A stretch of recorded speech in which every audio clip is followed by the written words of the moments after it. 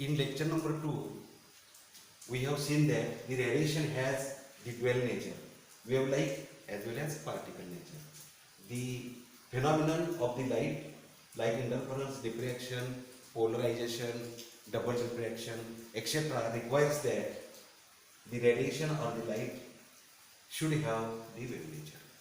While in the other experiments, like Crompton effect, photoelectric effect, these are also the light phenomenon, and to explain this phenomenon, we require that the light or the radiation has the particle nature. So light has the wave nature, this is the classical theory, while the light or the radiation has the particle nature, this comes under the quantum theory. Now, the first definition arises, light has the wave nature. The another definition of the light arises in 1905, that is the light has the particle nature, and now we are knowing that the radiation has the dual nature, wave light as well as the particle light. Now in 1924, de Broglie, scientist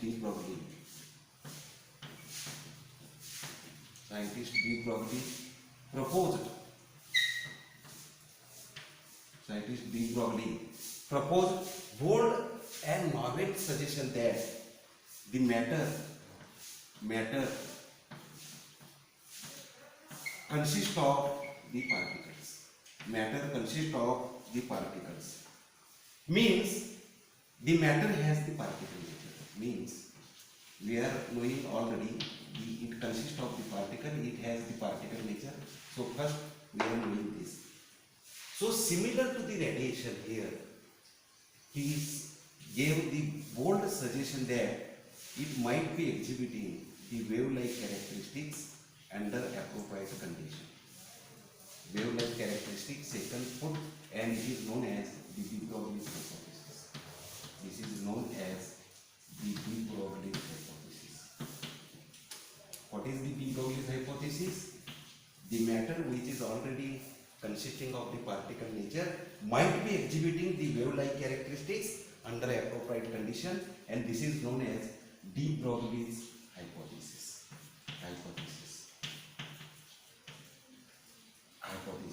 It means here, what is the appropriate condition? When the material particle is in motion, if suppose this is the material particle of mass m and it moves with velocity v, when it is in motion, then the wave is associated with it, and this wave is known as the de Broglie's wave.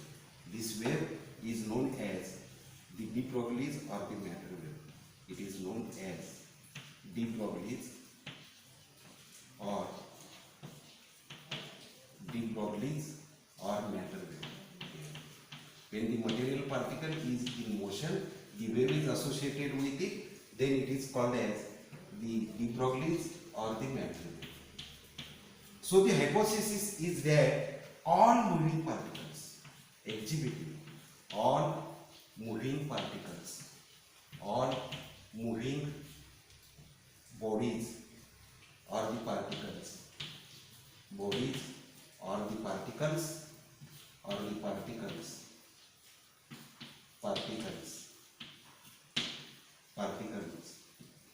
considered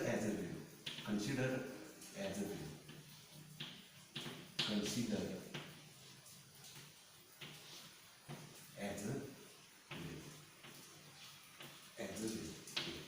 So this is the de Broglie's hypothesis. All moving bodies or the particles are considered as a wave.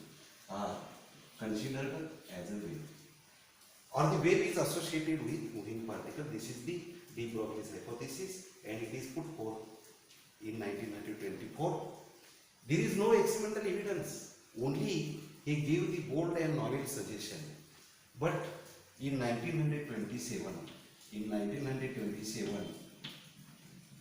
Davison and Germer performed one of the experiment, diffraction of the electron by the crystal, and in this experiment, the experimental verification of this wave nature of the matter is verified. And afterwards, the de Broglie got the Nobel Prize for this hypothesis and his work, research work in the matter. He supported his idea. He supported his idea by considering the two things. The one is nothing but here, the nature loves symmetry. Nature loves symmetry. Nature loves symmetry. According to this principle, symmetry. According to this principle, the two entities, conjugate entities in the nature, manifest itself to give the similar properties. According to this principle, he used the Einstein's mass energy relation E is equal to mc square. M being the mass of the particle and it is related to the matter. While the E is nothing but here, it is related to the radiation. It is related to the radiation. So these quantities are symmetric because it is related by E equal to mc square. And as the radiation has shown to possesses a dual nature, that is wave-like as particle, the matter should have the wave-like characteristics. And another, he supported his idea or the hypothesis by considering the second here, the parallelism between optics and mechanics. Parallelism between optics and the mechanics. Optics is the branch of physics which deals with the study of the light phenomena. And in optics there is one principle, what we call as the Fermat principle, and according to this principle, here we are not going through the mathematics of that principle, but the significance is that here, according to Fermat principle, light rays always chooses that path for which time of transit, time of traverse is minimum.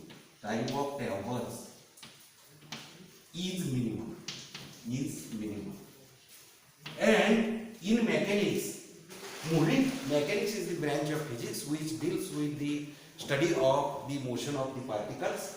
And in this here, the material particles always chooses that path. Similar to this, light rays always chooses that path. Similarly, material particles are always chooses that path for which the action is minimum.